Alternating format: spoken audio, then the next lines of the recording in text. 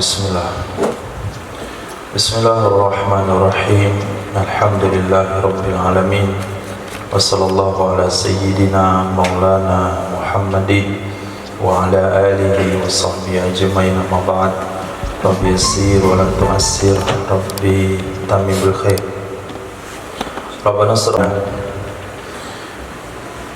Qala al-mu'allif rahimahullah ta'ala wa adama nafa'a bi ulumihi wa barakatihi wa nafahatihi wa madati akramati fid darini amin.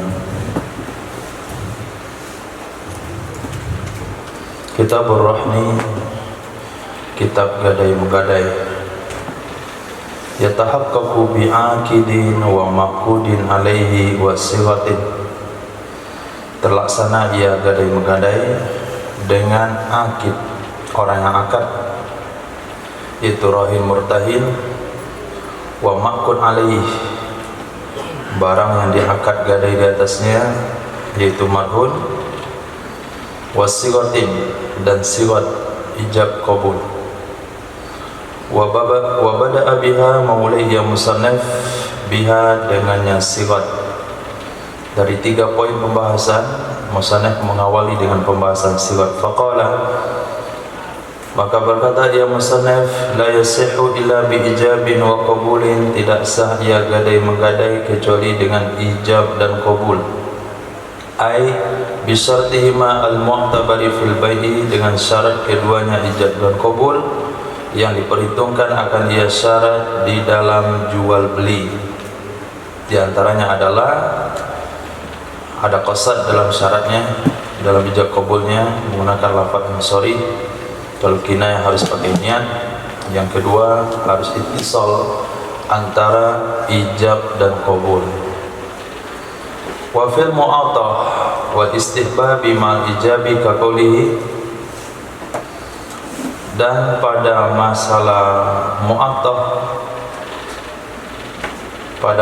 mu'atah, yaitu akad tanpa transaksi, tanpa akad, dan istijab ma'al ijab. Istijab ma'al ijab, meminta ijab beserta ijab. Biasanya kan ijab qabul, ketika pembeli yang meminta, yang mengeluarkan akad lebih awal, itu namanya istijab. Ketika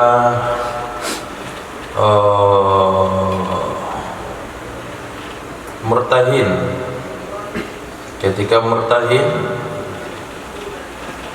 yang meminta lebih awal melakukan transaksi, itu disebut dengan istijab. Saya jual kepadamu, saya beli, itu ijab qabul. Juallah barang ini ke saya di harga sekian, itu disebut dengan istijab. Jadi istijab ma'al ijab seperti perkataannya seseorang, irhan indi, gadaikan olehmu di sisiku. Faqala, lalu berkata dia si rahin atau murtahin, rahin orang menggadai, rahan tu indaka, aku gadaikan di sisimu. Itu isim muakhar, mubtada muakhar daripada fil mu'athar, khilaf yang ada dalam jual beli. Jadi syarat ijab dan qabul dalam masalah rohan itu sama dengan syarat ijab qabul dalam jual beli. Permasalahan akad mu'athar dalam rohan itu sama dengan pendapat yang ada dalam masalah jual beli.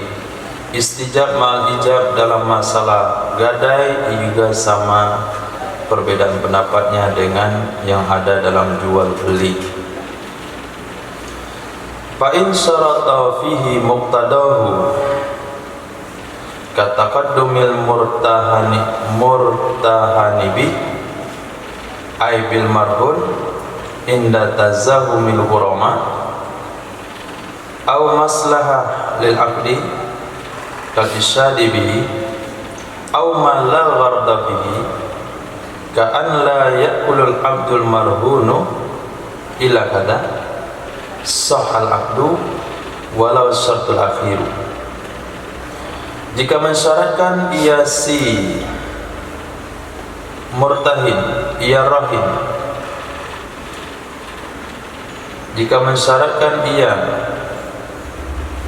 seseorang padanya gadai, apa yang disyaratkan? Muqtadahu, tuntutannya gadai,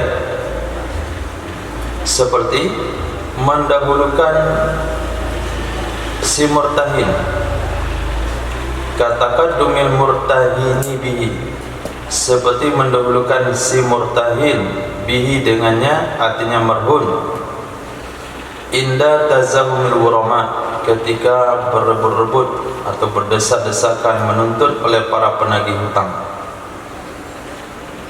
Atau dia syaratkan padanya gadai akan maslahat lil akadi, kemaslahatan bagi akad. Mana contohnya? Isyhadi bihi, mempersaksikan dengannya gadai. Atau dia mensyaratkan pada gadai akan perkara yang enggak ada tujuan di dalamnya, seperti tidak makan oleh budak yang digadaikan kecuali hanya nasi, kaza sohal akdu, nisya sahlah akad, dan sia-sia syarat yang bagian akhir. Kalau dua syarat utama itu dilaksanakan, tapi syarat yang akhir itu dianggap batal, dianggap tidak dipakai.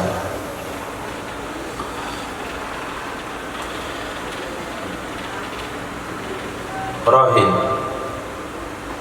murtahin.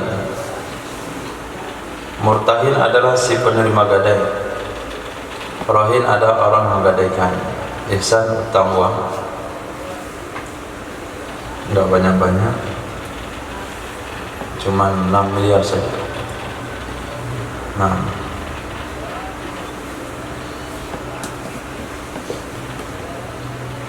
diam saja. Kira sampai disampai syarat. Mana? 6 miliar mana kayak gitu caranya. Nah, transfer. Kemudian ihsan minta barang jaminan, takut nanti nggak sanggup bayar, dia bisa jual, maka dijaminkanlah Pulau Mande.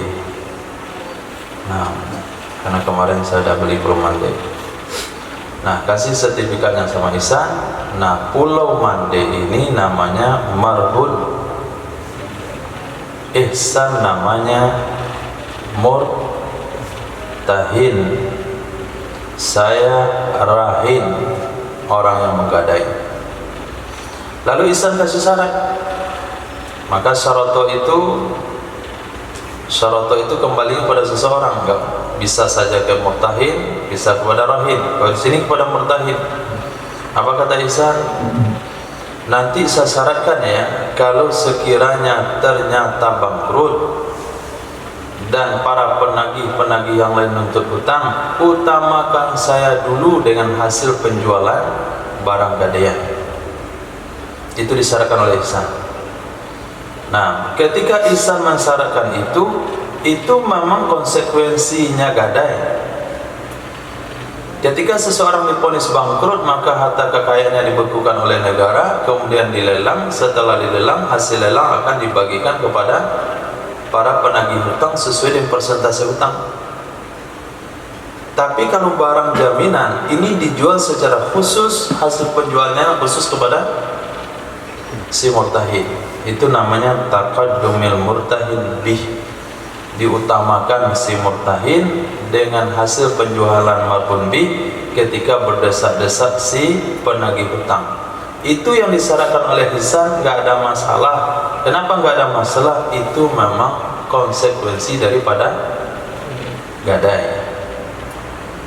Nah, tapi saya beli rumah antum ya, dan syarat bisa saya tempati. Perlu disebut syarat itu? Ya memang rumah itu ditempati. Yang itu tuntutan rumah. Saya terima nikahnya putri bapak, yang penting saya halal menggaulinya. Nggak perlu disebutin. Itu muqtadal aqdi namanya. Nah, jadi mensyaratkan sesuatu yang memang sesuai dengan tuntutan akad itu tidak merusak akad. Yang kedua, mensyaratkan sesuatu yang berkaitan dengan maslahat akad, yaitu kata ihsan atau kata saya, rohin atau murtahin, saya mau menggadaikan dengan syarat ada saksi 2 orang. Itu sah-sah saja, karena itu kemaslahatan akad. Nah, kata saya gadaikan budak ini sama antum atas hutang saya, tapi dengan syarat jangan antum kasih dia makan kecuali hanya ubi. Nah, itu mensyaratkan sesuatu yang tidak ada tujuannya. Akad tetap sah, syaratnya tidak perlu dipedulikan. Titik. Wa in syarata ma yadurul murtahina, jika mensyaratkan ia si rohin atau seseorang saja, jika mensyaratkan ia seseorang rohin atau murtahin akan sesuatu yang merugikan ia akan si murtahin, wa yanfa'ur rahina, dan memberi manfaat ia kepada si rohin, seperti alla yuba'a indal mahalli, bahwa tidak boleh dijual akan ia marhun kecuali bahwa tidak boleh dijual akan ia marhun ketika hutang jatuh tempo. Batalar rahnu batala akad li ikhlafi syarti bi ghardi minhu, ikhlali. Nah, ikhlali bukan ikhlafi. Darul hadis li ikhlali syarti bil ghardi minhu, karena mencederainya syarat dengan tujuan daripada gadai. Hutang yang saya buang ini barang jaminannya, jangan kamu jual ya, walaupun hutang saya sudah jatuh temponya, enggak boleh kamu jual. Nah, ini enggak sah. Itu syarat yang merugikan murtahin, yang menguntungkan si rohin. Wa inna fa'asyartu al-murtahina wa darrar rahinu ka syarti manfaati al-marhun aw zawaidi lil murtahin batalah syartu.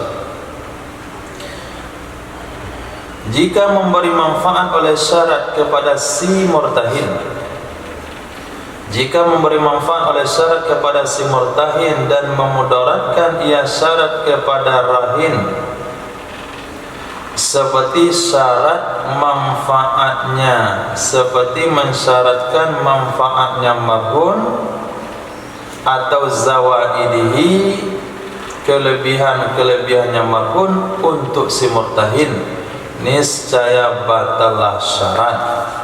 Begitu juga batal gadai menurut pendapat Azhar, lima fihi, karena sesuatu yang ada padanya mensyaratkan hal tersebut, min taghyiri qadiyatil aqdi, merubah konsekuensi akad, merubah tuntutan akad.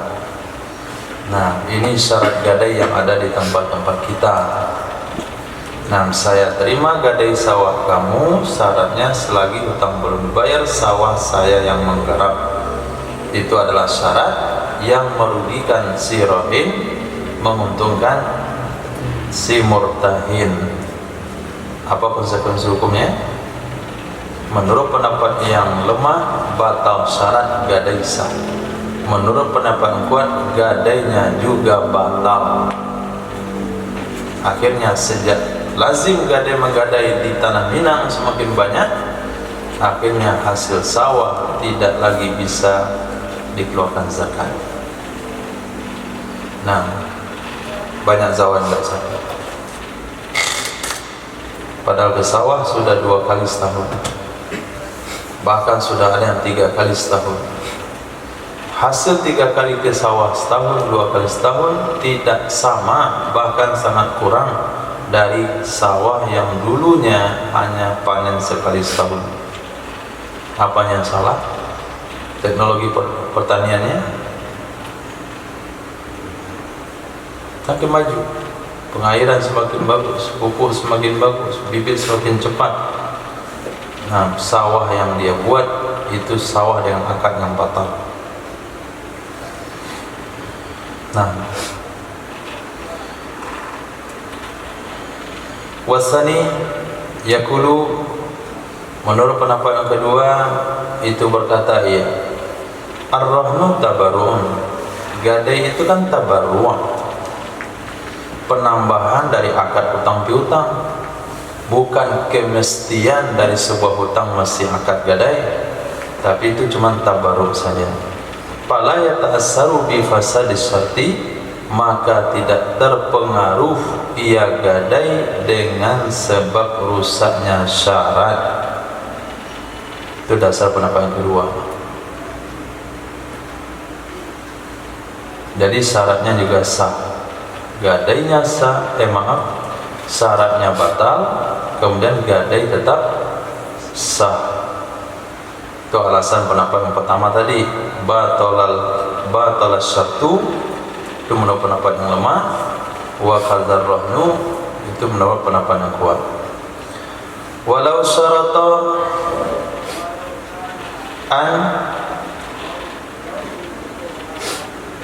tahdusa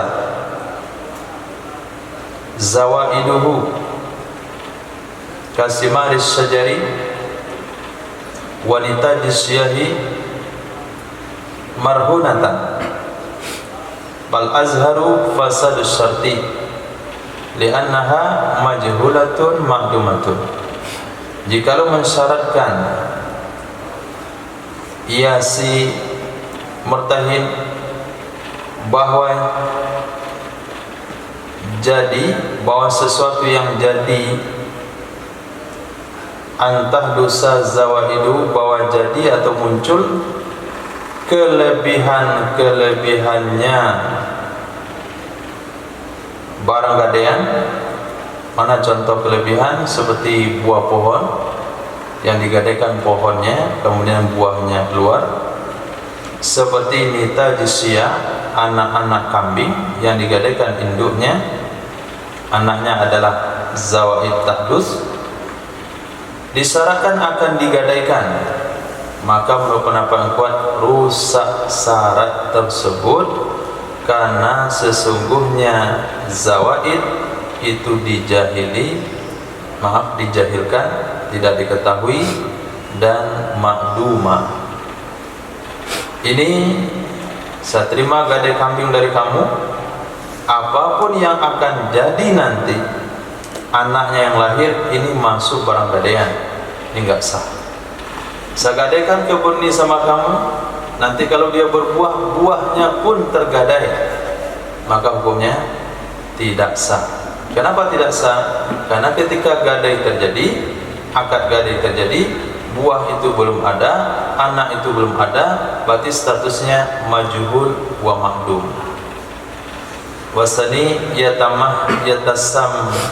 yatasamahu fi dzalik, bertoleransi ya pendapat kedua dalam hal tersebut. Gak ada masalah zawaidnya itu gak diketahui atau ma'dum, yang penting kan asalnya itu maklum, nah kemudian maujud. Wal azharu annahu mata fasada syartu al mazkuru fasada al aqdu.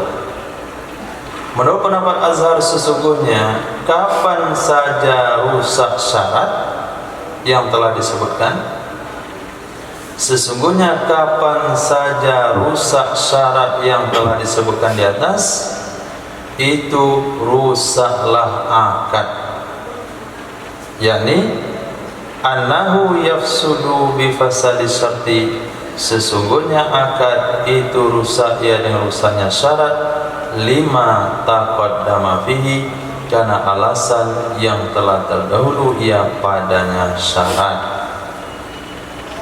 Titik. Nah, itu ulasan dari Imam Nawawi dan Imam Mahali perihal sigat. Sekarang kita masuk kepada yang kedua, yaitu akid. Wa syartul akidi min rahinin aw murtahinin kaunuhu mutlaqat tasarrufi. Bermula syarat orang yang akid dari rahin, parahin sapi,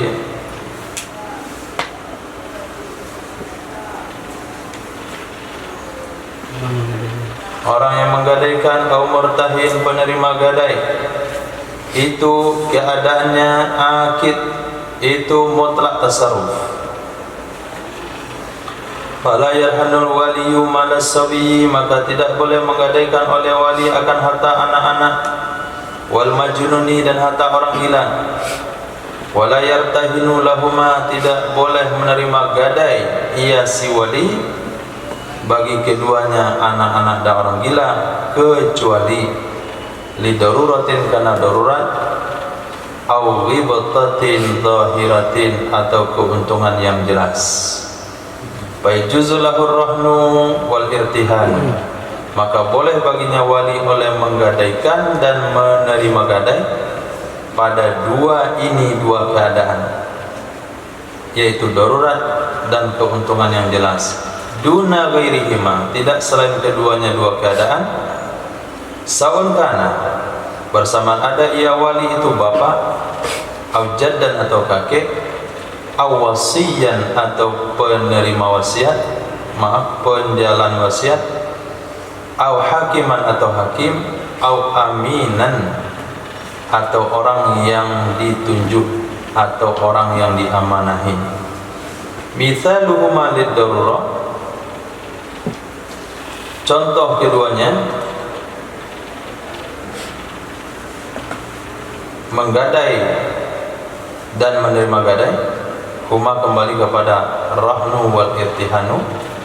Mithaluhuma, contoh keduanya rahnu wal irtihan, lid-darurati, karena darurat adalah ayyarhana, bahwa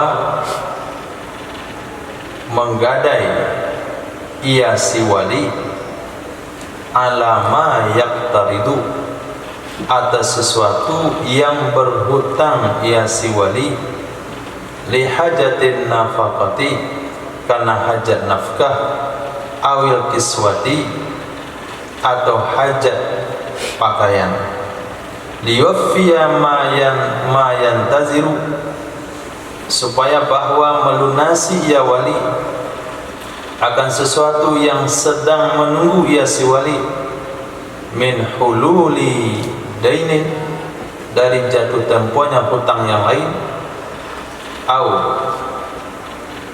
nifakin, nifak, au nifaki matain kasidin, atau larisnya, lakunya barang yang sedang tidak laku. Ini contoh menggadai karena darurat, boleh dilakukan oleh si wali. Nah, kondisi wali pada saat itu perlu uang untuk memberi nafkah kepada anaknya tersebut, perlu membelikan pakaian untuk anaknya tersebut. Kalaulah dijual barang ini sayang, nah akhirnya tidak dijual, hanya digadaikan saja. Nah, digadaikanlah barang itu menunggu suatu waktu, karena ada hutang yang sedang ditunggu oleh wali tersebut. Kalau hutang itu jatuh tempo dari orang lain, dia bisa ambil hutang itu, bayar hutang dia, ambil barang yang tergadai. Atau wali sedang menunggu barang-barang yang sedang tidak laris-larisnya. Nah, jadi sobi ini punya kedai. Nah, biasa orang belanja itu mau dekat-dekat Ramadan. Nah, sekarang orang nggak peduli dengan kurma, nggak peduli dengan gamis, nggak peduli dengan itu. Kalau Ramadan nanti insya Allah ramai, ada orang cari peci, gamis, kurma, macam-macam. Jadi dia hutang dulu 2 bulan supaya menunggu penjualan barang ini. Itu diantara darurat, contoh darurat yang boleh bagi wali untuk menggadaikan. Contoh lima gadai, wa ayyartahina ala ma yukriduhu, bahwa menerima gadai ia si wali di atas sesuatu yang menghutangkan ia wali akan sesuatu. Yukriduhu, au yabi'uhu atau menjual ia wali akannya sesuatu secara muajjal li darurati nahbin, karena darurat perampokan, karena darurat perampokan. Jadi wali ini sengaja menghutangkan uang milik sobi karena susah disimpan di rumah dia tidak punya bangker untuk menyimpan uang tersebut. Kalau masuk perampok itu akan ludes. Jadi dihutangkan uang itu karena perampokan, musim perampok. Dan akhirnya supaya hutang ini merasa aman, dimintakan barang jaminan yang nggak bisa diangkat oleh maling. Nah, misalnya mesin diesel, itu jaminannya. Nah, atau jaminannya mobil tua. Nah, jadi kalau maling saja itu nggak bisa diangkat, didorong pun nggak bisa jalan. Itu contoh darurat. Wa misaluhuma, berulah contoh keduanya gadai dan irtihan, lil ghibtah, demi mendapatkan keuntungan itu, ayarhana, bahwa menggadai ia si wali, ma yusawi mi'ah, sesuatu yang bernilai ia akan 100, ala samani mastarahu, atas harga barang yang membeli ia si wali akannya barang dengan harga 100 dengan cara nasi'ah, berhutang. Wa huwa yusawi mi'atain, padahal dianya barang itu bernilai 200.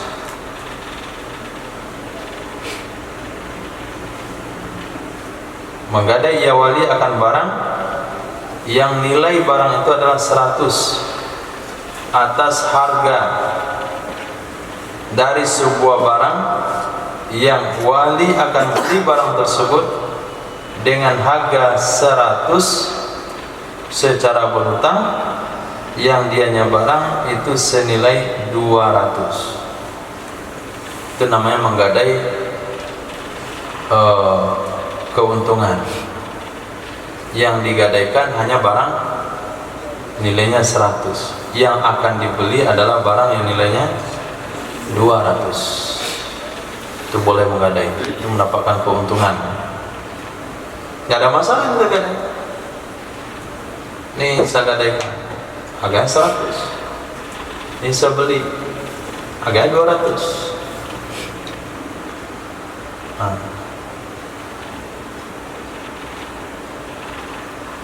Nah, demi membeli barang ini gadaikan barang 100. Kalaupun barang ini nggak ketebus, ini bisa dijual 200, berarti untung 100. Itu ghibtah zahir, untung yang jelas. Tapi kalau untung 20.000 itu nggak jelas. Kemudian ayarhana ala samani, yarhana yartahina. Hah? Yartahina. Yarhana. Taufik? Yartahina. Dia kan dua-dua pasangan tadi. Contoh pertama lihat, misaluma ayarhana, itu menggadai. Contoh kedua ayartahina. Kemudian di atas ayarhana, kemudian bawah lagi ayartahina.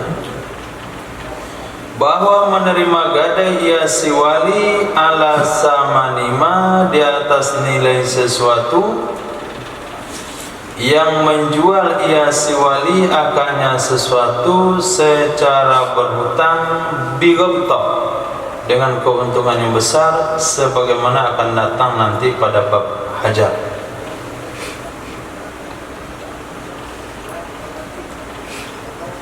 Si wali pada satu titik diizinkan oleh hukum syariat menjual sebuah barang milik anaknya. Nah, barang ini kalau dijual tunai harganya murah, Kalau dijual cicil harganya mahal. Dan wali ini menjual dengan harga cicil. Nah, ketika wali menjual barang ini dengan harga cicilan, maka wali meminta kepada pembelinya untuk menerima, untuk menyerahkan barang jaminan. Berarti wali posisinya di sini sebagai hanya ayyartahina. Dari ganti.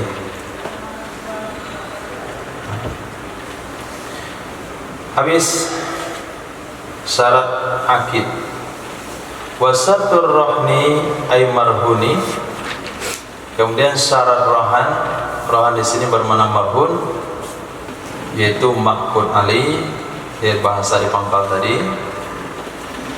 Ya tahaqqaqu bi akidin wa makun ali wa sigatin bada'a biha sigat wa syatul akid.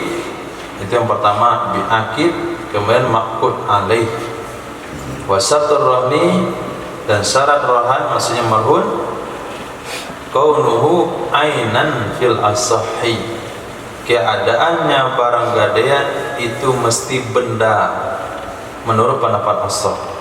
Fala yasihu rahnud daini, maka tidak salah menggadai hutang, li'annahu ghairu maqdurin ala taslimihi, karena sesungguhnya hutang itu tidak disanggupi atas menyerahkannya.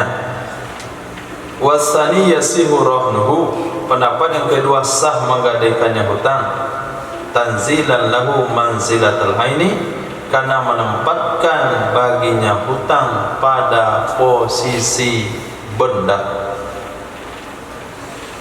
Wala yasihu rahnul manfaat, tidak sah menggadaikan manfaat, ka ayyarhana sukna darihi, seperti bahwa menggadaikan ia seorang hak menempati rumahnya seseorang, atau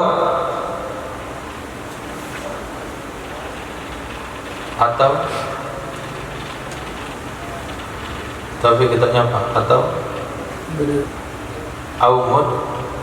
muddah. Hah? Ada pakai au. Ada pakai au. Langsung bukan. Hah? Langsung mudatan. Oh, kan. Menang untuk hari ini ya. Berarti banyak salah. Lebih banyak salah ini pada tidak hadis. Terus hadis saja lo beli. Au sukna darihi muddatan, enggak pakai au. Betul. Atau menggadaikan ia seorang menempati rumahnya pada satu masa. Li'anna manfaata tattalifu, karena sesungguhnya manfaat itu bisa saja hilang ia. Fala yahsulu biha istithaq, maka tidak hasil dengannya manfaat oleh jaminan kepercayaan.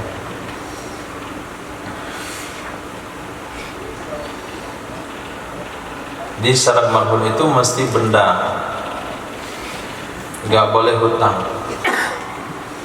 Menurut pendapat kedua sah saja hutang. Siapa yang punya hutang sama saya? Berapa?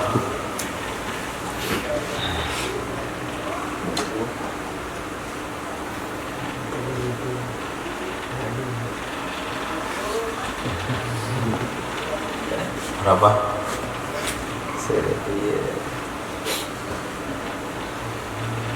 Contoh. Berapa? 100.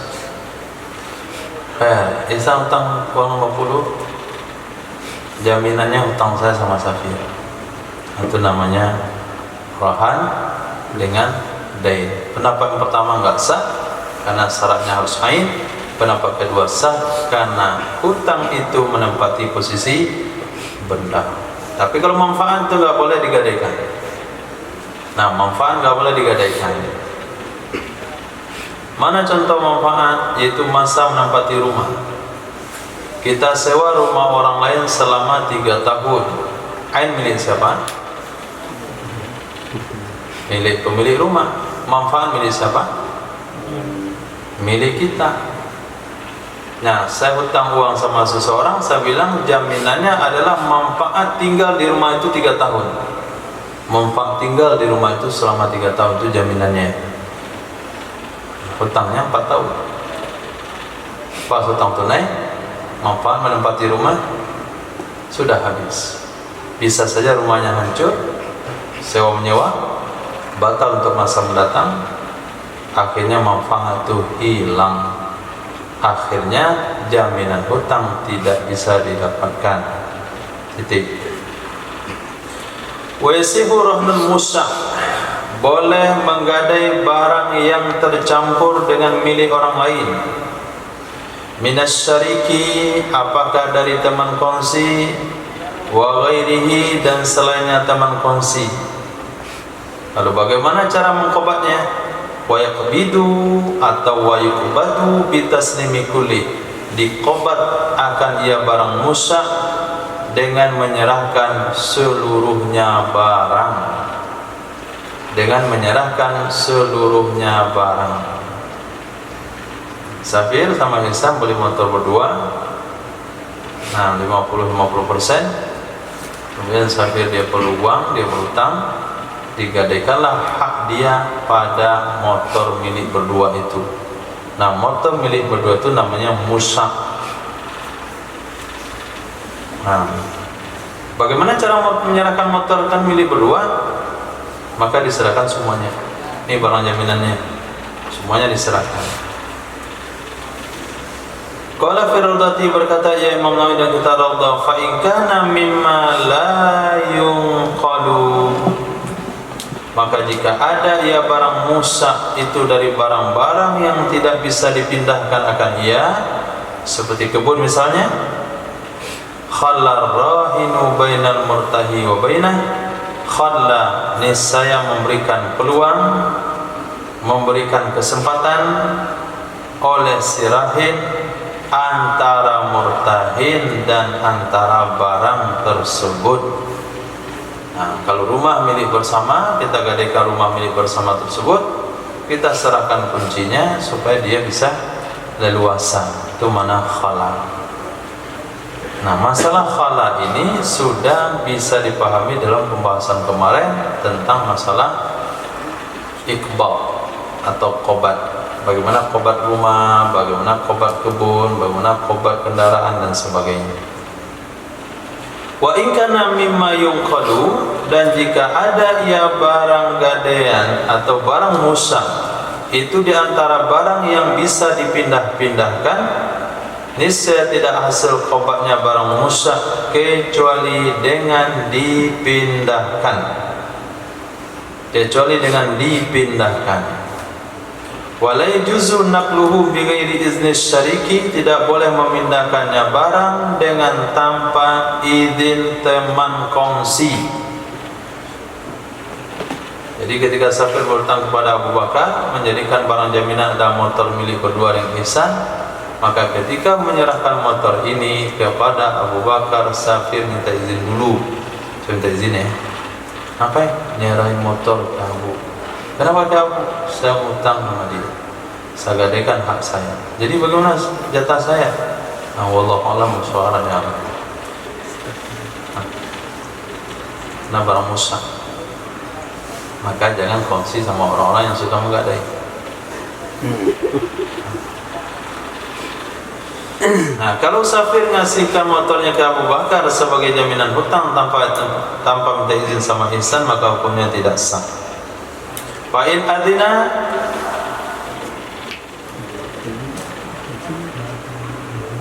ada yang tinggal?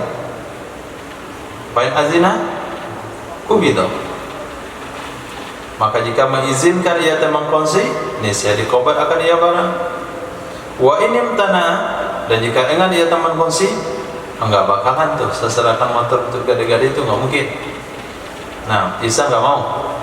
Fa in radiyal murtahinu bi kaunihi fi yadis syariki, jika rela oleh si murtahin dengan keadaannya motor pula enggak apa-apa, dengan keadaannya barang jaminan itu pada teman kongsi, niscaya boleh ia.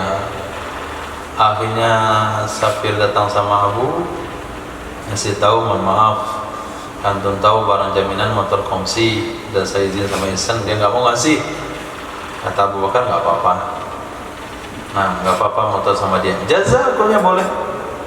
Wa naba anhu fil qabdi, wa naba anhu fil qabdi, dan menggantikan ia si rahin untuknya murtahin dalam mengkhabar. Wa in tanazza'a, jika bertengkar kedua-duanya, Abu mau motor itu sama dia karena barang murtahin, Ihsan gak mau menyerahkan motor karena barang konsian, nasabal hakimu adalah yakunu fi yadihi lahuma, niscaya melantik oleh Pak Hakim akan seorang adil yang ada ia barang jaminan itu pada tangannya si adil untuk keduanya rahin, untuk keduanya murtahin dan syarik.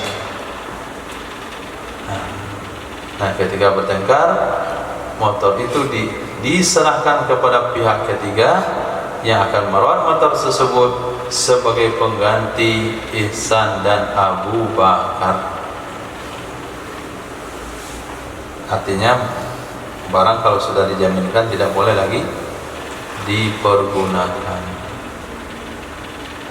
kecuali dengan izin. Wa yasihu rahnul amati ummi, wa yasihu rahnul ummi minal imai duna waladiha as-sawiri, sah hukumnya menggadai ibu dari budak-budak wanita tanpa anaknya si ibu yang masih kecil, dan sah juga menggadai sebaliknya. Artinya rahnuhu dunaha, menggadainya anak yang masih kecil tidak sama ibunya, tidak dengan ibunya, berarti beda. Nah, beda hukum antara gadai dengan jual beli. Jual beli tidak boleh menjual ibu tanpa anak, menjual anak tanpa ibu, harus kedua-duanya. Tapi kalau gadai boleh. Wa indal hajati ila tawfiyatid daini min samanil marhuni yuba'ani, dan ketika hajat untuk melunasi hutang dari harga marhun, dijual kedua-duanya ibu dan anak secara serentak, hazran min tafriqi bainahuma, karena menghindari dari memisahkan antara ibu dan anak, linnahi anhu, karena ada larangan dari Nabi anhu, dari memisah ibu dan anak. Ternyata betul hutang tidak mampu dibayar, jatuh tempo telah tiba, maka hutang akan dilunasi dengan menjual barang jaminan. Ternyata barang jaminan adalah ibu dari budak yang berstatus ibu yang punya anak yang masih kecil. Nah, untuk menjualnya harus dijual ibu dengan anak-anaknya, karena haram memisahkan antara anak dan ibunya. Wa yuwazza'u tsamanu 'alaihima, dan akan dibagi harga di atas keduanya ibu dan anak, alama sayati fi qauli, sesuai dengan sesuatu yang akan datang ia pada perkataannya musannaf. Apa itu? Wal asahu an tuqawwamal ummu wahdaha summa ma'al waladi fazaidu ala qimatiha qimatuhu. Menurut pendapat Ashab dalam surah Gaduh, menurut pendapat Ashab dalam bentuk menggadai ibu, berarti anaknya tidak, kemudian harus dibayar ibunya, antuqawwamal ummu, dihargakan ibu saja, kemudian dihargakan ibu bersama anak, Fazaidu ala qimatiha, maka yang lebih di atas harga ibu itulah harga anak.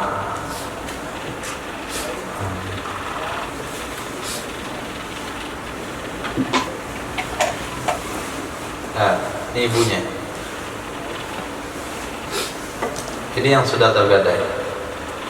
Anaknya belum. Ketika tiba pembayaran hutang nggak sanggup, terpaksa ini dibayar, dijual. Karena ini dijual dan anaknya masih kecil, harus dijual kedua-duanya. Nah, sementara barang jaminan hanya satu, berlakulah di sana tafriq shafaqah, yaitu tauzi' saman, membagi harga. Bagaimana kita menentukan mana harga ibu, mana harga anak? Pertama ditawarkan dulu, berapa kira-kira kalian mampu bayar budak ini? Oh, mereka bilang itu cuma 900 juta saja. Oke, ini anaknya. Ibu sama anak sekalian, berapa harganya? Oh, kalau ibu sama anak kami bisa bayar 1,4. Nah, berapa harga anaknya?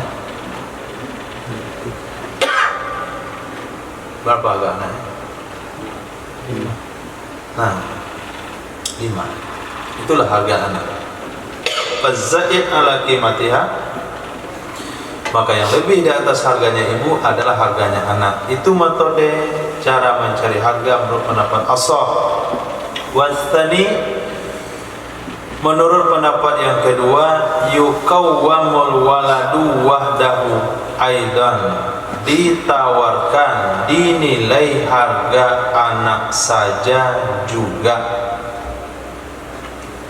Nah, dinilai harga anak saja juga, bukan zaidnya. Tapi kira-kira berapa kamu beli anaknya saja? Berapa? 5 kata. Ibunya 9, anaknya 5. Apa faedah membedakan harga beli sendiri dan harga digabung antara asal dan muqabil? Apa gunanya? Apa fungsinya? Kenapa pendapat asal memberikan jalan hargakan dulu ibunya, selepas itu hargakan kedua-duanya, sisanya nanti itu harga anak. Pendapat kedua enggak, hargakan ibunya secara sendiri, hargakan anaknya secara sendiri. Kenapa ada beda pendapat dan apa dasarnya berbeda pendapat tersebut? Apa pertimbangan pendapat yang kuat mengatakan tidak boleh anak dihargakan sendiri?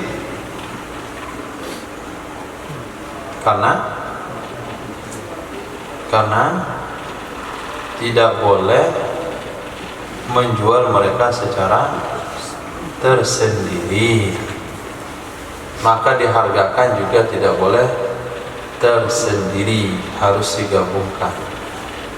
Hanya dasar itu saja. Nah, waktu jama'ul qimatani, dan dikumpulkanlah dua qimat, digabungkanlah dua qimat. Ini harga ibu, ini harga anak. Summa alal wajhaini tunsabul qimatul ummi ilal majmu' wa yuwazza'u samanu ala tilkan nisbah. Kemudian berdasarkan di atas dua cara tersebut, baik cara menghargakan ibu kemudian menghargakan kedua-duanya, 5 menit. Nah, kemudian berdasarkan di atas dua cara tersebut, baik dengan cara pendapat asal atau cara tsani, niscaya itu dinisbahkan harga ibu kepada majmu'. Nah, dinisbahkan harga ibu kepada harga keseluruhan dan ditauzi' saman atas demikian nisbah, perbandingan atau demikian penisbahan. Fa idza qila, maka apabila dikatakan qimatul ummi 100 dirhamin, harga ibu adalah 100 dirham. Wa qimatuha ma'al waladi 150, dan harganya ibu bersama anak itu 150. Itu pendapat pertama. Atau kita ikut pendapat yang kedua, qimatul waladi khamsun, harga anak 50. Panisbu bil aslas, berarti nisbahnya adalah sepertiga. Nah, maka nisbahnya adalah, perbandingannya adalah sepertiga. Harga anak sepertiga dari harga keseluruhan, harga ibu 2/3 dari harga keseluruhan. Fayata'allaku haqqul murtahini bi thulutsai tsamani, maka ta'alluqlah, bersangkut pautlah hak si murtahin dengan 2/3 harga. Wa idza qila qimatuhuma mi'atun wa isun, apabila dikatakan harga keduanya ibu dan anak adalah 120 atau harga anak adalah 20, panisbatu bil asdas, maka perbandingannya adalah dengan per-6/6. Nah, dengan per-6/6, fa ta'allaqu haqqul murtahini bi khamsati asdasis saman, maka sangkut pautlah hak si murtahin dengan 5/6 harga. Wa yuqasu ala dzalika, dan dikiaskan di atas demikian, jami'uhu, semuanya. Akan apa dikiaskan? Surah gadai anak. Fayuqalu, maka dikatakan yuqawwamu wahda, kemudian dihargakan ia anak saja. Summa amal umi, kemudian dihargakan ia anak bersama ibu. Ini pendapat yang ashah. Atau pendapat kedua, tuqawwamul ummu wahdaha aidan, dihargakan ibu saja juga. Batu jema'ul qimatan, kemudian dikumpulkan dua harga. Harga ibu berapa, harga anak berapa. Kemudian tunsabu qimatul walad ila majmu', dinisbahkan, dibandingkan nilai anak kepada harga keseluruhan, berapa persen. Wa yu'azzam as-sam wa yuwazza'u as-saman ala tilkal nisbah, lalu akan dibagi harga di atas demikian perbandingan. Fafil misal al-mazkur, maka pada contoh yang telah disebutkan, ta'alluqlah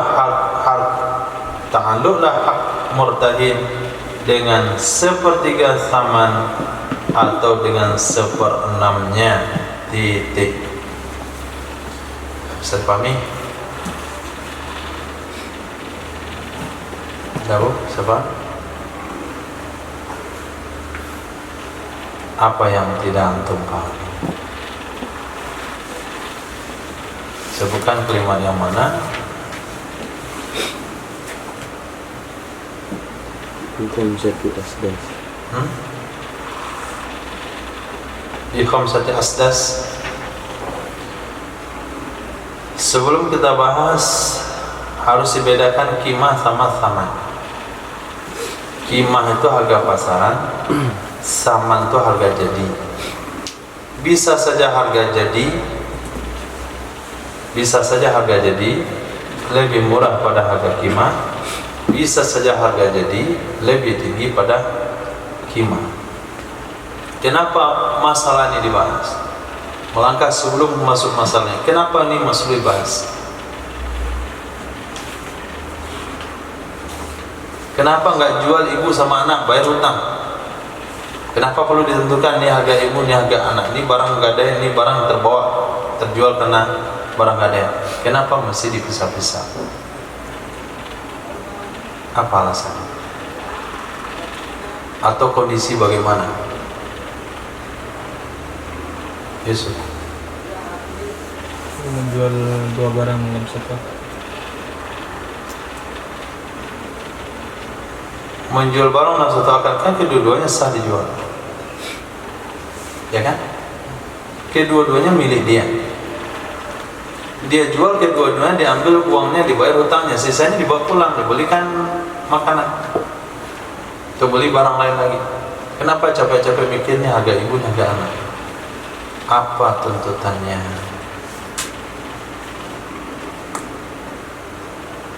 Taufik.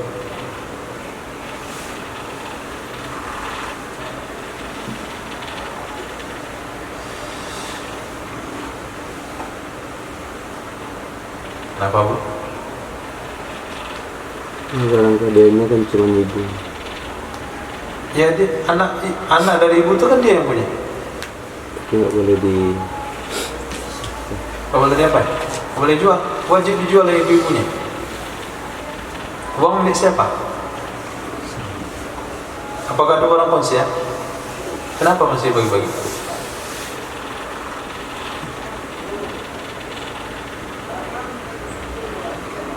Karena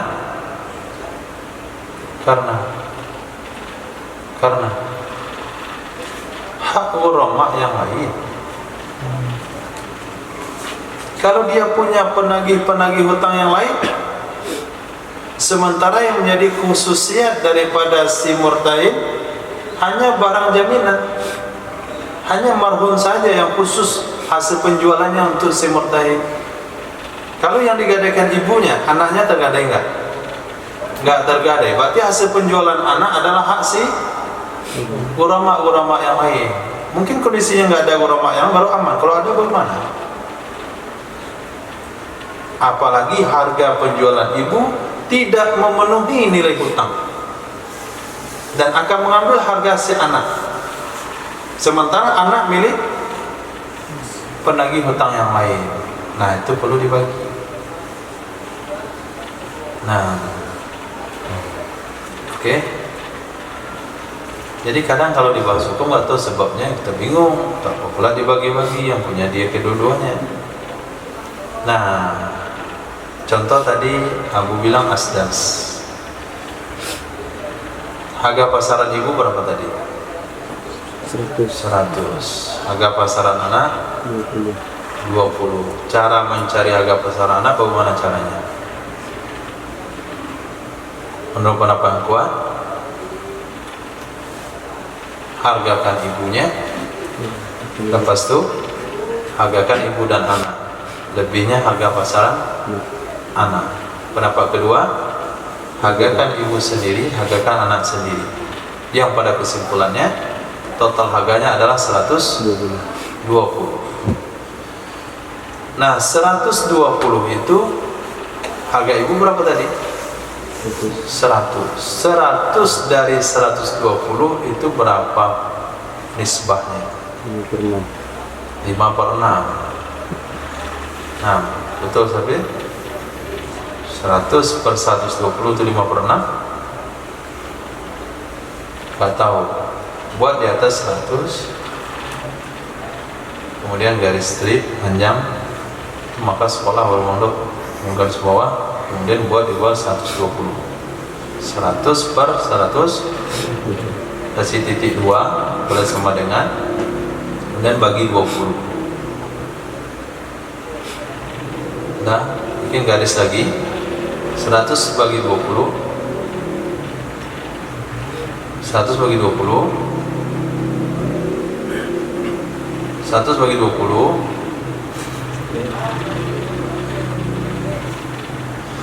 uang 100.000 bagi 20 berapa?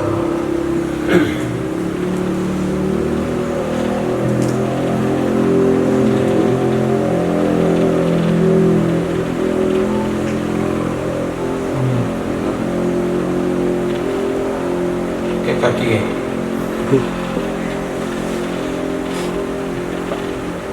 berapa sih? 5. Nah, 120 bagi 20 6. Itu namanya nisbah 5/6.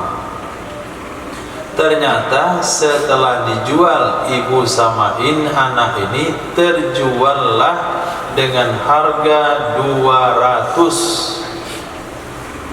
Dia hebat nawarkan barang, terjual harga 200. Itu saman itu 200, harga pasarannya cuma 100, pasar anak 20. Maka berapa uang dari hasil penjualan itu yang masuk harga ibu? Caranya 5/6 kali 200. 5 kali 200 1000. Berapa? Bagi 6. 1000 bagi 6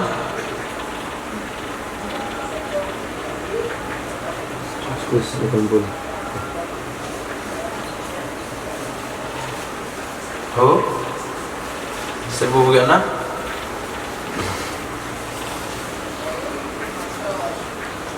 ini susah nih kalau sampai pantasan kalau gua menurunkan angka 0 itu karena susah ngitung. 100.000 menjadi 100 rupiah sekarang. Nah, tahu dia sekolah nggak bermutu untuk berhitung.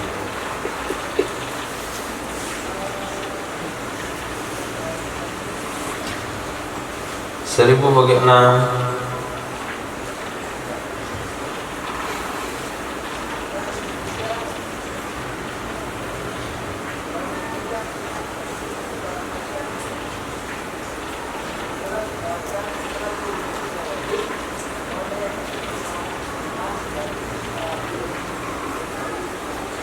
166,6. Nah, berarti hasil penjualan daripada 200 tersebut berarti 166,6. Inilah harga ibu. Uang ini saja yang boleh untuk bayar hutang, untuk dibayarkan kepada si murtahid. Kalau hutangnya 170 misalnya, maka harus dibayar 166,6 saja. Nggak boleh dibayar 170. Kenapa nggak boleh? Karena sisa penjualan itu adalah hasil penjualan anak. Nilai penjualan anak itu hak ghurama yang lain. Maka si murtahid ikut ngantri sama ghurama yang lain. Kecuali kasusnya ketika itu nggak ada yang nuntut yang lain, itu boleh lunasi saja. Itu mana nisbah. Nah, begitu juga sebaliknya kalau yang digadai adalah anak, maka cari harga anak, tawarkan dulu harga anak, kemudian tawarkan harga anak dan ibu, nanti sisa adalah harga ibu. Metode kedua, tawarkan harga anak, tawarkan harga ibu, tambah. Setelah tambah, lihat berapa perbandingannya. Nah, perbandingan ini, angka perbandingan ini untuk membagi ini harga ibu, ini harga anak daripada taman. Nah, warahnul jani wal murtaddi kabai'ihima. Bermula menggadaikan budak yang melakukan jinayat dan budak yang murtad itu sama dengan menjual kedua-duanya. Wa taqaddama fil bai'i, dan telah terdahulu dalam bab jual beli, annahu la yasihu bai'ul jani al muta'alliki bi raqabatihi malun. Tidak sah menjual budak pelaku jinayat yang tersangkut paut dengan raqabahnya si budak oleh harta. Tidak sah menjual budak pelaku jinayat yang tersangkut paut dengan raqabahnya budak oleh harta. Bi khilafil muta'alliq bi raqabatihi, dengan sebalik yang tersangkut paut dengan raqabahnya oleh hukum qisas menurut pendapat Azhar pada keduanya dua hukum. Jadi menjual, menggadaikan budak jinayat sama dengan hukum menjual budak jinayat. Dalam bab jual beli telah dijelaskan budak yang wajib dikisos boleh dijual. Budak yang wajib membayar harta tidak boleh dijual.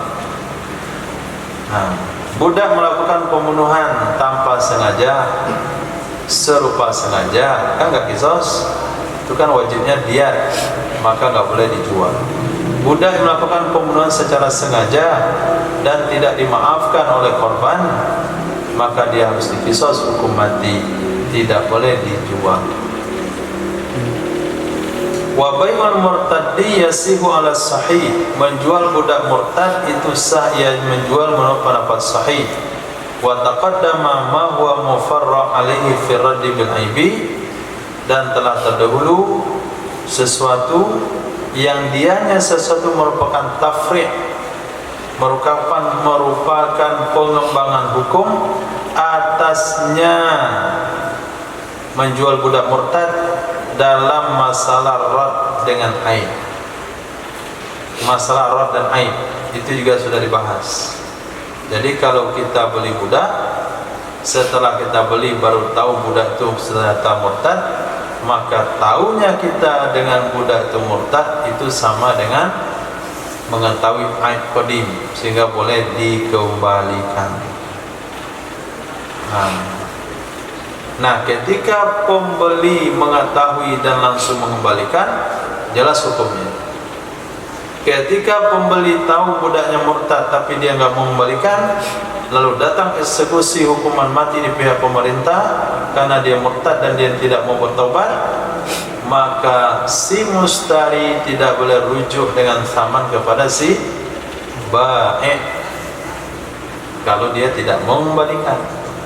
Tapi kalau pas tahu dia murtad langsung dikembalikan, maka wajib dikembalikan harga. Nah, pokoknya hukumnya ada tuntas di situ semuanya. Nah, sebagaimana hukum jual beli, seperti itulah hukum menggadaikan budak murtad. Wa ala sihafil jani, berdasarkan pendapat sah, berdasarkan di atas pendapat sah, menjual budak pada pelaku jinayat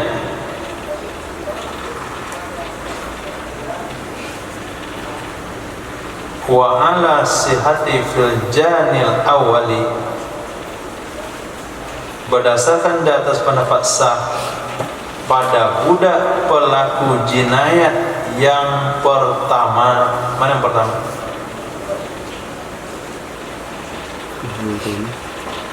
Hah?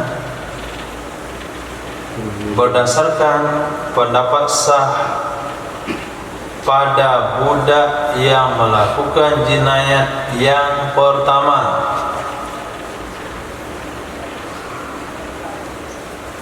Pelaku jinayat kan terbagi dua di atas. Pertama, muta'alliq bi raqabatihi malun. Yang kedua, muta'alliq bi raqabatihi qisasun. Yang pertama itu yang muta'alliq bi raqabatihi malun. Itu la yakunu bi rahni mukhtaran lil fida' indal aksarin. Tidak ada ia budak dengan sebab digadaikan, itu diberikan pilihan untuk menebus menurut kebanyakan ulama atas khilaf pendapat asrah dalam masalah jual beli yang telah terdahulu. Lianna mahallal jinayah bakin fil rahni bi khilafil bai'i, karena sesungguhnya mahal jinayat itu masih kekal dalam jual beli dengan sebalik masih kekal dalam gadai dengan sebalik jual beli. Jadi pemahaman redaksi di sini bukan karena redaksinya, tapi disangkut pautkan dengan hukum yang sudah berlalu ulasannya. Saya ulang kembali. Rahnul jani, menggadai budak pelaku jinayat dan murtad, itu sama dengan menjual kedua-duanya.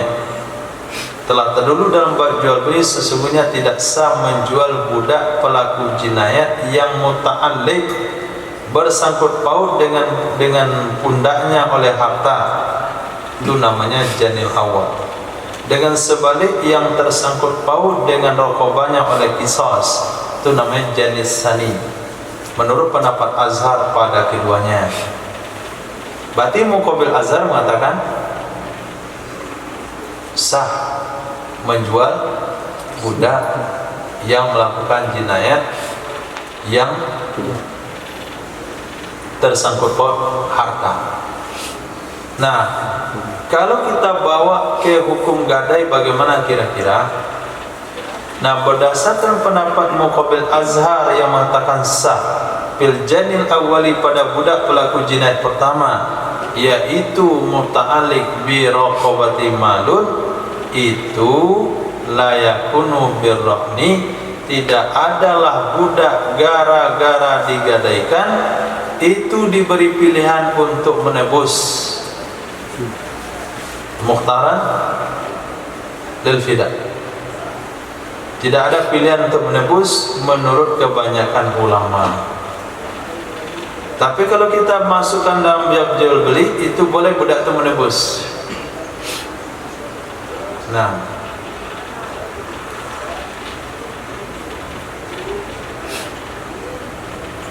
kita datang kepada ini dalam bab jual beli. Saya ternyata sudah membeli budak kamu yang harus membayar tebusan karena dia melakukan jinayah. Pendapat Azhar mengatakan langsung tidak sah, kembalikan barang, ambil uang. Pendapat kedua kan sah. Berarti si pembeli kondisinya dalam keadaan memilih. Nah, pilihannya apa?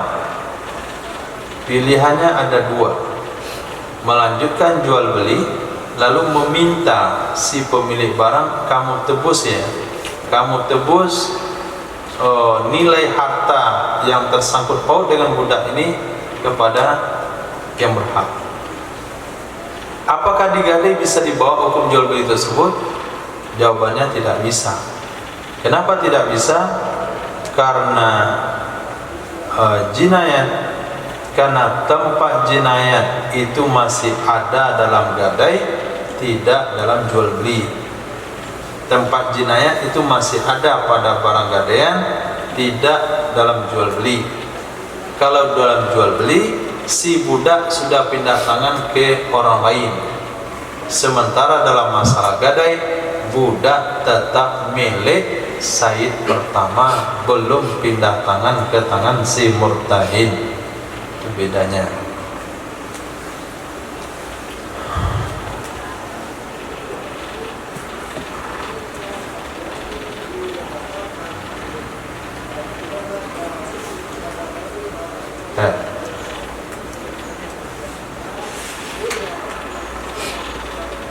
Warahnul mudabbari ay mu'allaku hurriyatu bimautis sayyidi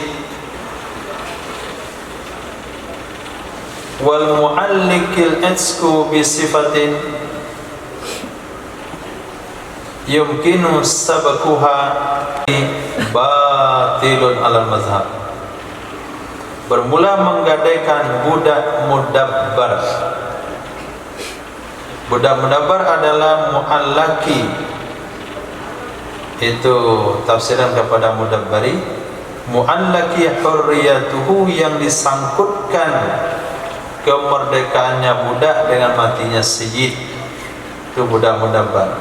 Kata saya, kalau saya mati kamu merdeka. Dan menggadaikan budak mu'allakil itski, yang disangkutkan kemerdekaannya dengan sifat.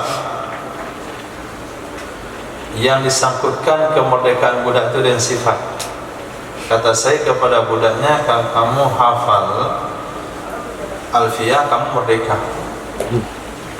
Nah, kalau sekiranya si Zaid datang, dia pulang kampung dia tahun ini, kamu merdeka. Itu mu'allaq bisifat. Kalau sapi betina saya ini beranak, kamu merdeka. Mutalaq bisifat. Yumkinu sabquha, yang mungkin terdahulunya sifat akan tunainya hutang. Yang mungkin terdahulunya sifat akan terdahulunya hutang. Dia katakan sapi betina, kalau sapi betina ini beranak, kamu merdeka. Perkiraan sapi betina itu akan beranak 3 tahun lagi, sementara hutang jatuh tempo 4 tahun lagi. Lebih duluan sifat itu ada daripada tempo hutang tiba. Batilun, itu batal menurut pendapat mazhab. Lima fihi minal gharar, karena sesuatu yang ada di dalamnya dari penipuan. Nah, dari penipuan. Nah, masalah mati mutlak itu tidak ada dikaitkan menggadaikan budak mudabbar kalau sekiranya saidnya masih muda, masih ada usia panjang, mungkin hutang lebih dulu tunai daripada matinya said, itu boleh. Tapi kalau kemungkinan saidnya ada batu-batu, sudah tua, ada kemungkinan said mati dulu pada hutang, maka tidak sah. Mudabbar tidak ditafsil karena mati mutlak kapan saja bisa duluan. Tapi kalau masalah sifat, misalnya kalau sekiranya kamu hafal 30 juz kamu mereka, sementara budaknya ini baru Iqra 2. Nah, Iqra 2, Iqra itu selesai perkiraannya 2 tahun, ngafal itu 3 tahun, itu 5 tahun lagi. Sementara hutang jatuh tempo 1 tahun lagi, itu hukumnya sah. Nah, sah, kok batal? Sah, karena hutang lebih duluan jatuhnya daripada sifat itu ditemukan. Wa qaulu tsani huwa sahih, pendapat kedua, dianya pendapat kedua adalah sahih, li'anna al-asla istimrar raqi, karena hukum asal itu kekal status budak. Nah, jadi menurut pendapat yang kedua, sah menjual, sah menggadaikan budak mudabbar, sah menggadaikan budak yang dikaitkan kemerdekaannya dengan alasan al-aslu istimrarul raqi. Wa tariqus tsani al-qat'u bil butlani, tarik kedua mengkotok dengan batal. Tarik pertama menghikayat dua pendapat. Pendapat pertama mengatakan sah, pendapat pertama mengatakan tidak sah, pendapat kedua mengatakan sah. Sementara tarik kedua mengkotok dengan batal fi kullin, pada masing-masing dari dua masalah, yaitu menjual budak, menggadaikan budak mudabbar dan menggadaikan budak muallaq itsquhu bisifatin.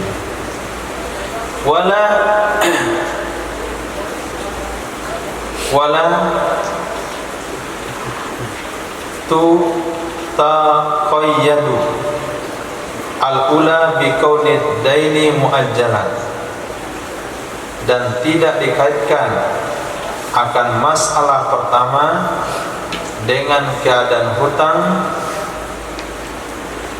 itu muajjal, sebagaimana memutlakkan mereka fuqaha akannya masalah pertama tersebut. Fa innahu, maka sesungguhnya masalah pertama itu la taslamu ma'a kauni halan, tidak selamat ia masalah pertama bersama keadaannya hutang itu tunai. Dari mana tidak selamat? Minal gharar, dari penipuan. Dengan sebab apa tidak selamat? Bimautis sayyidi fujaatan, dengan sebab meninggal sayyid secara tiba-tiba. Nah, jadi masalah pertama yaitu budak mudabbar itu tidak dikaitkan hutang muajjal atau tidak muajjal. Fuqaha menyampaikan mutlak itu saja. Kenapa? Walaupun hutangnya itu tunai sekalipun, tidak boleh digadaikan budak mudabbar karena tidak akan pernah terlepas daripada unsur gharar dengan matinya sayyid secara tiba-tiba. Walau kana fi saniyati ad-dainu halan, jikalau adalah pada kasus kedua itu hutang hal keadaan tunai, jikalau ada pada kasus kedua yaitu budak, menggadaikan budak yang muallaq kemerdekaannya dengan sifat, itu hutangnya hutang tunai, au yutayaqqanu hululuhu qabla wujud sifat, atau diyakini jatuh temponya hutang sebelum ada sifat. Seperti contoh tadi, menggadaikan budak yang diberikan syarat merdeka dengan hafal Quran, sementara dia masih Iqra 2 dan hutangnya tinggal 1 tahun lagi jatuh tempo, bakalan diyakini hutang duluan jatuh tempo daripada sifat itu ditemukan, sahar rahnu jazman, sah menggadai jazman. Walau tuyukina wujudus sifat qabla al-hulul, kalau diyakini adanya sifat sebelum jatuh tempo hutang, batalar rahnu jazman, batalah rahan secara jazam. Titik.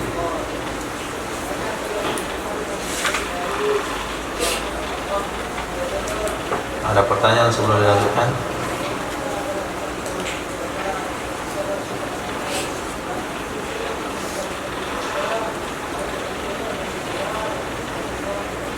Tidak?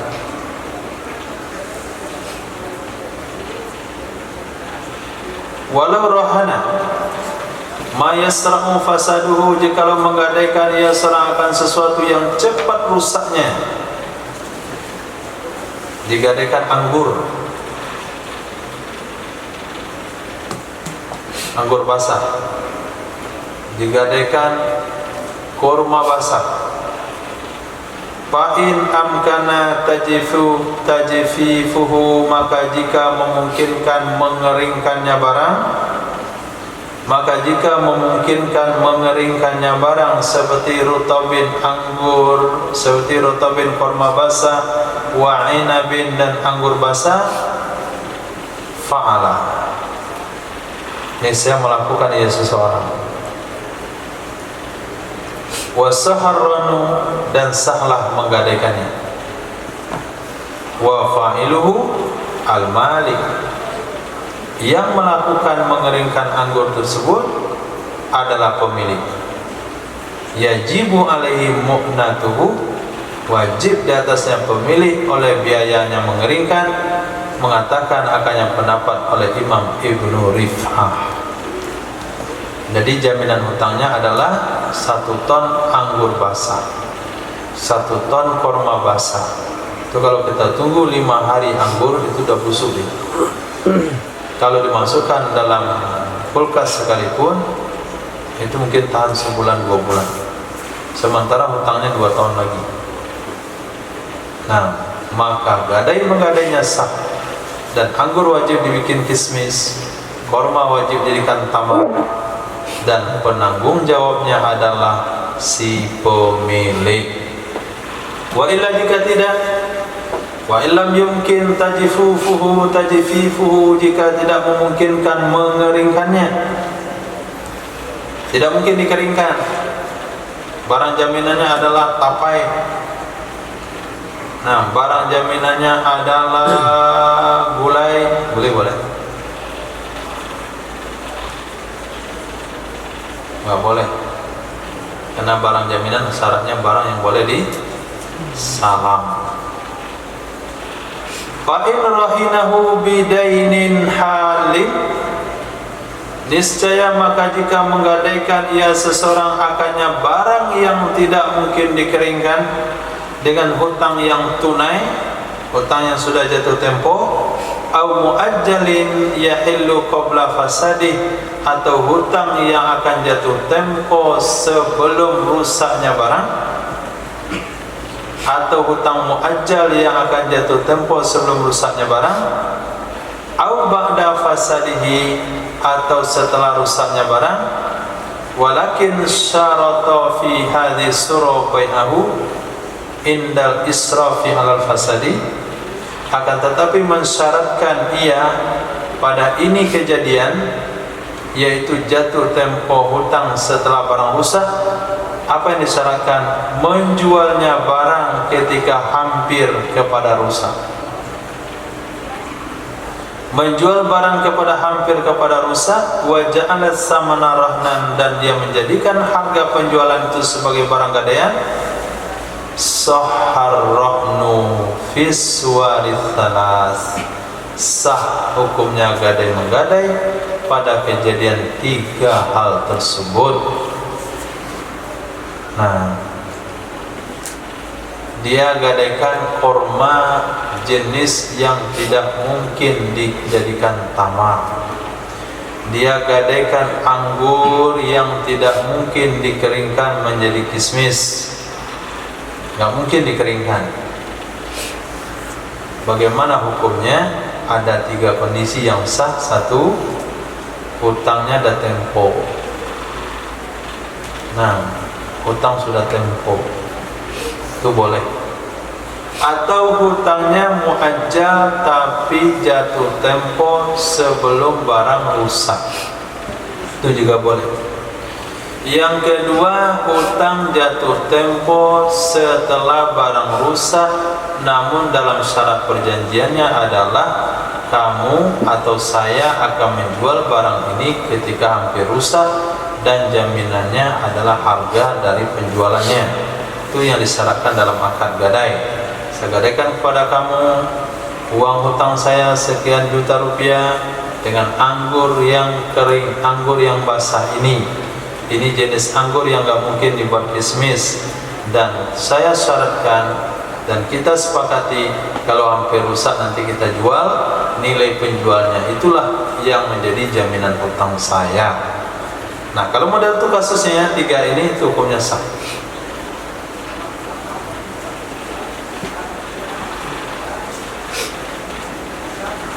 Titik. Wa yubahul marhunu fi suratil akhirah wujuban inda khawfi fasadi, dan dijuallah barang jaminan pada surah yang akhir. Dijuallah barang jaminan pada surah yang akhir. Mana surah yang akhir? Hah? Baca redaksinya.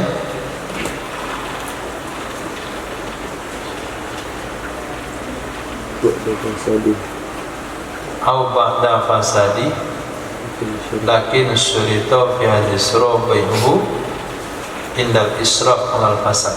Nah, dijuallah barang marhun pada surah yang akhir, hukumnya wajib ketika dikhawatirkan rusaknya barang.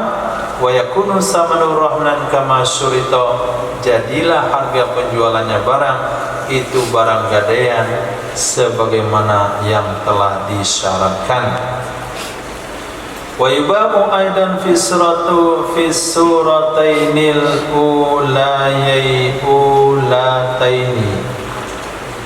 awalataini. Kita antum ulayaini. Ya, ulayaini.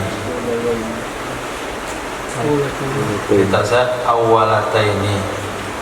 Antum awalataini. Nah, itu bahasa Arab. Bahasa Arab aliyah itu. Awalataini. Surah kan mana? Supaya awalun jadi tanis, dibuatlah awalatun. Awalun, awalani, awaluna, awalatun gitu. Sementara tanisnya awalun itu bukan awalah tapi ula. Nah, jadi surataini ulayaini. Itu salah titiknya aja naik ke atas, turunnya ke bawah. Nah, wa yubahu aidan, dijual akan ia barang jaminan juga pada 2 surah yang pertama. Mana surah yang pertama?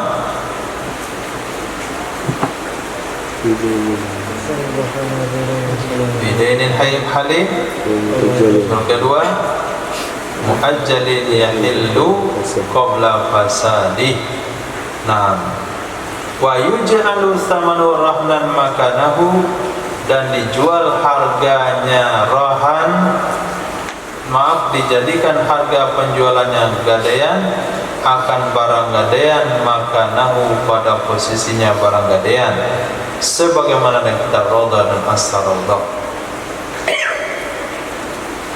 Wa in syarata man'a bai'ihi qabla al-hululi lam yasihar rahnu, jika mensyaratkan ia seseorang akan dilarang menjual barang gadaian sebelum jatuh tempo, niscaya tidak salah gadaian.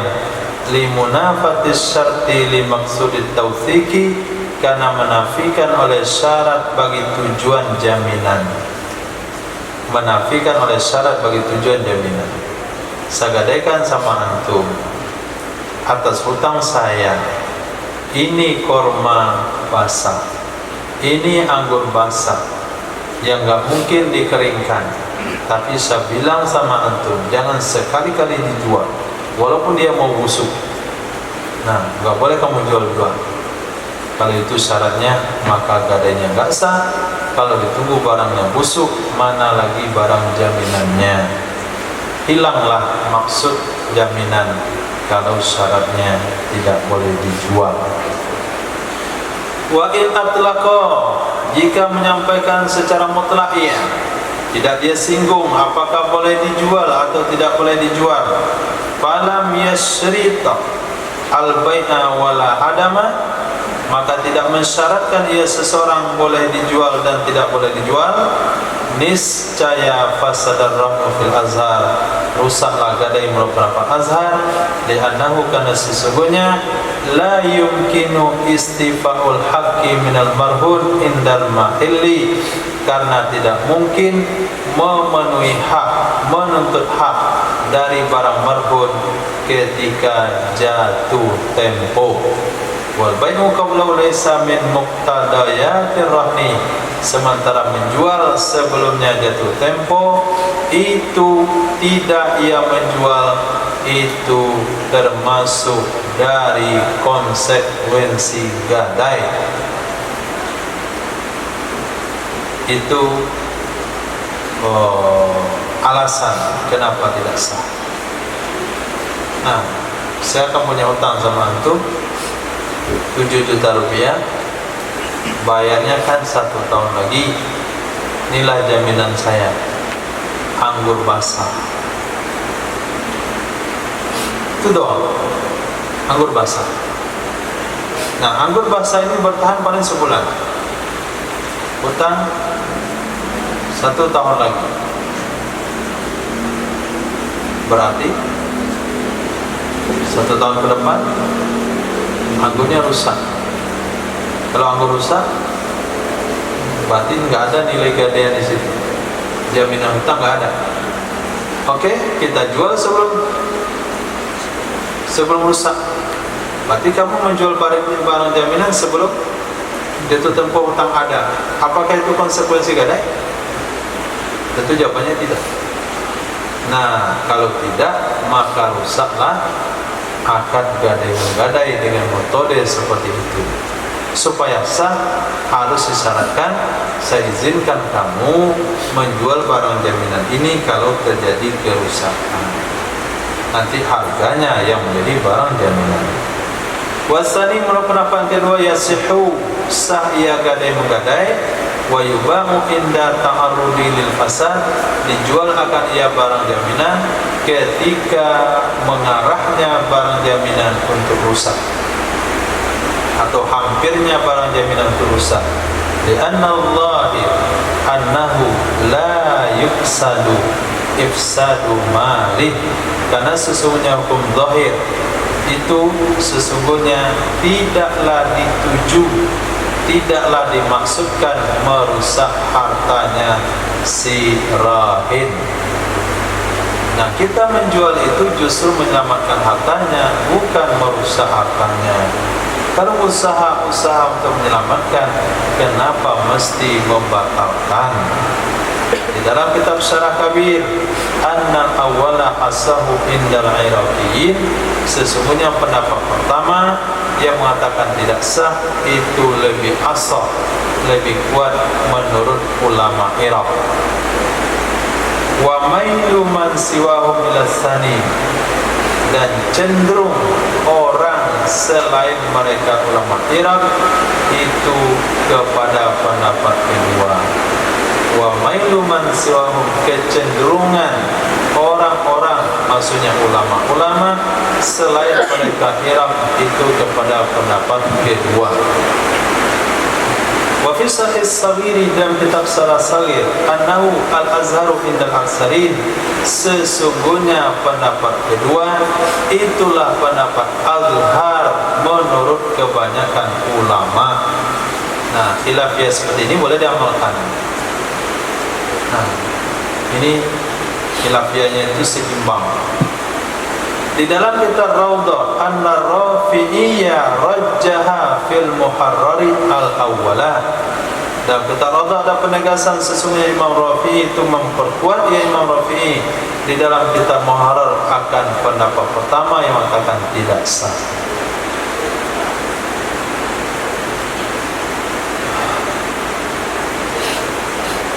Nah, yang kita bahas barusan yaitu 3 kejadian. 1, barang jaminan rentan untuk rusak, tapi hutang jatuh tempo sebelum rusak itu datang. Yang kedua, hutang memang sudah jatuh tempo. Yang ketiga, barang jaminan yang kemungkinan jatuh tempo lebih duluan daripada rusaknya. Nah, bagaimana kalau diragukan, tidak bisa dipastikan? Hal yafsudur marhunu qabla hululil ajali wa illam yu'lam. Dan jika tidak bisa dipastikan, apakah akan rusak barang jaminan sebelum hululil ajal, jatuh temponya masa tempo, niscaya salah gadai secara mutlak menurut pendapat Azhar. Kenapa sah? Karena asla adamu fasadi ilal hulul, karena hukum asal tidak fasadnya barang jaminan sampai masa tempo datang, sampai masa tunai datang. Konsep fikih adalah ketika syak kembali kepada istishab. Watsani yaj'alu jahlal fasad ka ilmihi, menjadikan ia sani ketidaktahuan rusak sama dengan tahu rusak. Jadi enggak tahu itu dianggap sama dengan tahu. Ini alasan pendapat kedua. Wa in rahana ma la yasra'u fasaduhu fataraha ma aradahu lil fasadi qabla hulul ajali. Jika menggadaikan ia seseorang akan barang-barang yang tidak cepat rusaknya, lalu datanglah sesuatu yang menyebabkan ia sesuatu akannya barang untuk rusak sebelum hululil ajal, jatuh tempo masa tempo datang. Contohnya gandum ibtalat yang telah basah, wa ta'azzara tajfifuha dan tidak mungkin mengeringkannya gandum, niscaya tidak terpasalah gadai dengan alasan apapun. Tidak terpaksa gadai dengan alasan apapun. Gandum selagi kering dia tahan lama.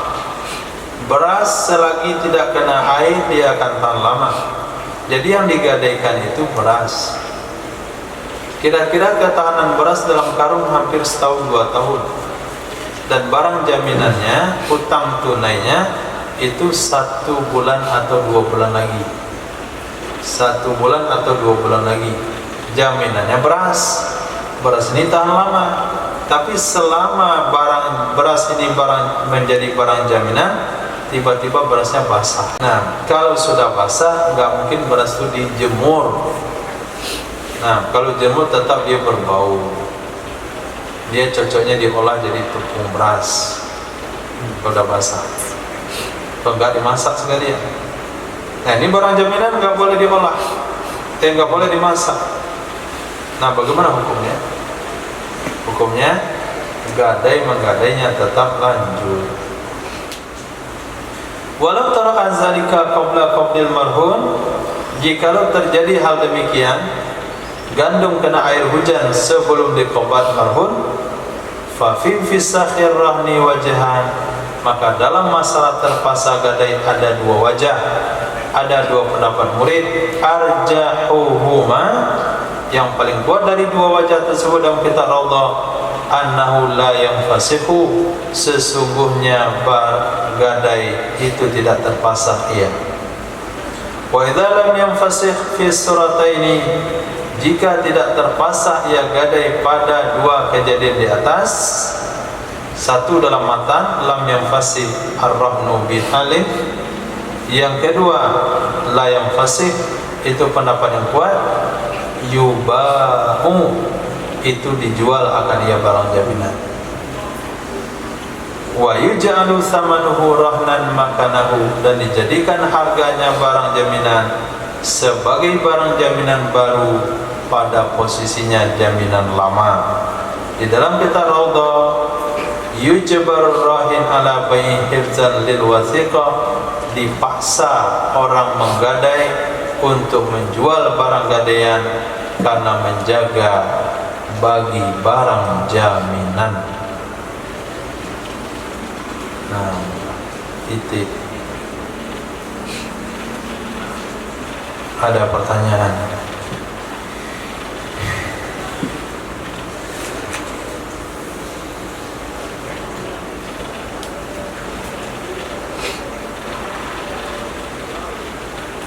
Poin-poin yang dibahas tadi, pertama, rukun gadai menggadai ada 3: akid, rahim murtahin, ma'qud alaih marhun, kemudian sigat. Ketiga-tiga itu sudah dibahas. Sigat sudah, akid sudah, kemudian ma'qud alaih juga sudah. Nah, ma'qud alaih ini belum selesai. Nah, di antara yang bisa digadaikan adalah ain, tidak boleh hutang, tidak boleh manfaat. Di antara yang boleh digadaikan adalah barang milik bersama. Di antara barang yang boleh digadaikan adalah barang yang tahan lama, yang tidak cepat rusak. Boleh juga digadaikan barang yang cepat rusak dalam 3 kondisi. 1, hutang tunai. 2, hutang tunai sebelum barang rusak. 3, disyaratkan menjual ketika ada ciri-ciri mau rusak.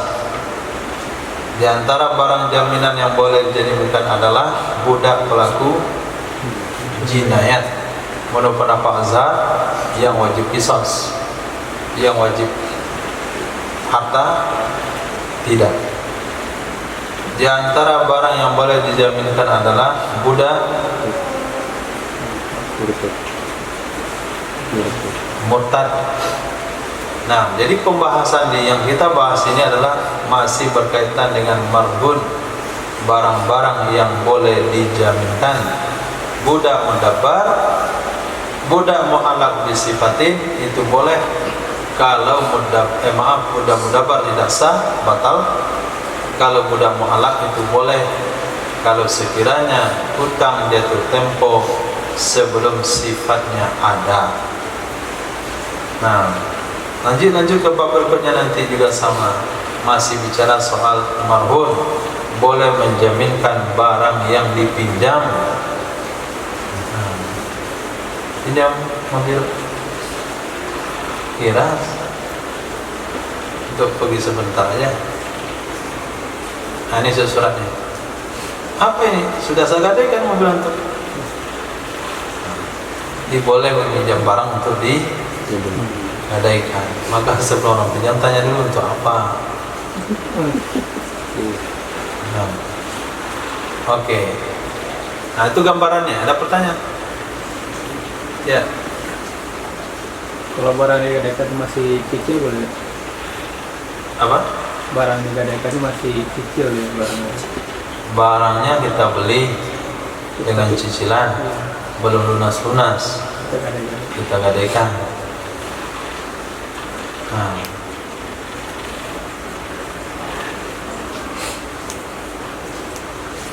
sah. Nah, itu metode jual beli orang hari ini yang berlari ke neraka. Nah, dia dapat PNS, gadaikan gadaikan SK. Iya. Nah, dapat SK beli rumah cicil. Separuh dan lunas, dapat sertifikat gadai lagi. Kemudian beli itu lagi, dapat sertifikat gadai lagi. Nah, macet di sana, disita yang sita ini, akhirnya diikat kepala. Minum baygon dia. Karena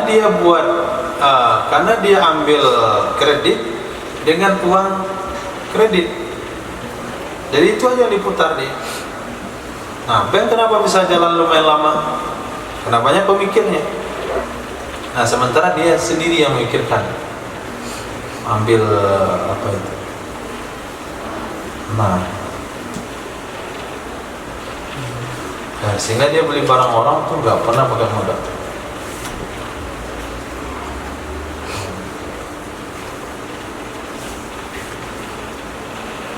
Soal habis. Ya.